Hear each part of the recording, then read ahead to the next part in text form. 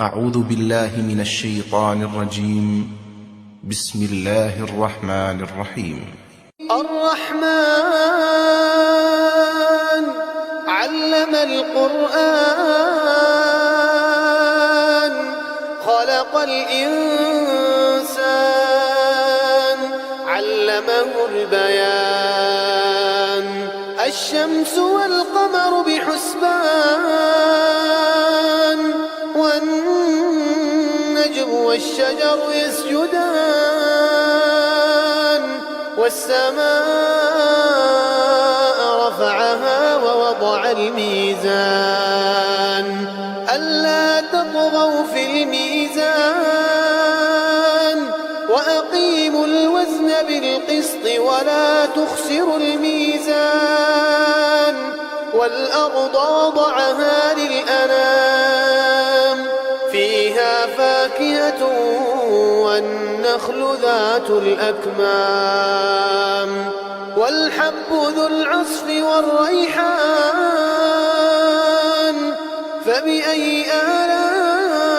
آلاء ربكما تكذبان خلق الإنسان من صلصال كالفخار وخلق الجان من مارج من نار فبأي آلاء ربكما تكذبان رب المشرقين ورب المغربين فبأي آلاء ربكما تكذبان مرج البحرين يلتقيان بينهما برزخ لا يبغيان فبأي آلاء ربكما تكذبان يخرج منهما اللؤلؤ والمرجان فبأي آلاء ربكما تكذبان وله الجوار المنشآت في البحر كالأعلام فبأي آلاء ربكما تكذبان كل من عليها فان ويبقى وجه ربك ذو الجلال والإكرام فبأي آلاء ربكما تكذبان يسأله من في السماوات والأرض كل يوم هو في شأن فبأي آلاء ربكما تكذبان سنفرغ لكم أيها الثقلان فبأي آلاء ربكما تكذبان يا معشر الجن والإنس إن استطعتم أن تنفذوا من أقطار السماوات والأرض فانفذوا لا تنفذون إلا بسلطان فبأي آلاء ربكما تكذبان يرسل عليكما شواظ من نار ونحاس فلا تنتصران فبأي آلاء ربكما تكذبان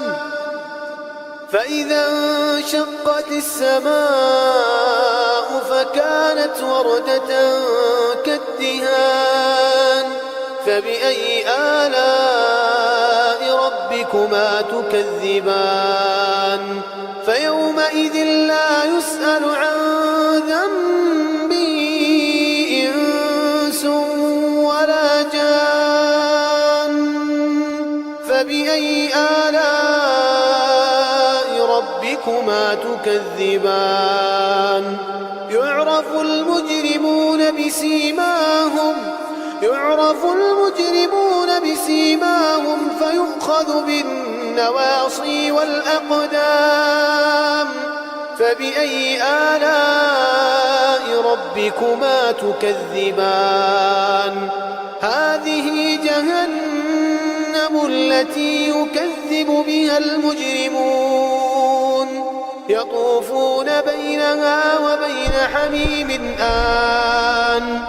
فبأي آلاء ربكما تكذبان ولمن خاف مقام ربه جنتان فبأي آلاء ربكما تكذبان ذواتا أفنان فبأي آلاء ربكما تكذبان فيهما عينان تجريان فبأي آلاء ربكما تكذبان فيهما من كل فاكهة زوجان فبأي آلاء ربكما تكذبان متكئين على فرش بطائنها من استبرق وجنى الجنتين دان فبأي آلاء ربكما تكذبان فيهن قاصرات الطرف لم يطمثهن إنس قبلهم ولا جان فبأي آلاء ربكما تكذبان كأنهن الياقوت والمرجان فبأي آلاء ربكما تكذبان هل جزاء الإحسان إلا الإحسان فبأي آلاء ربكما تكذبان ومن دونهما جنتان فبأي آلاء ربكما تكذبان مدهامتان فبأي آلاء ربكما تكذبان فيهما عينان نضاختان فبأي آلاء ربكما تكذبان فيهما فاكهة ونخل ورمان فبأي آلاء ربكما تكذبان فيهن خيرات حسان فبأي آلاء ربكما تكذبان حور مقصورات في الخيام فبأي آلاء ربكما تكذبان لم يطمثهن إنس قبلهم ولا جان فبأي آلاء ربكما تكذبان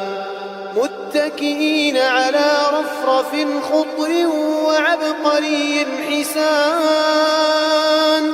فبأي آلاء ربكما تكذبان تبارك اسم ربك ذي الجلال والإكرام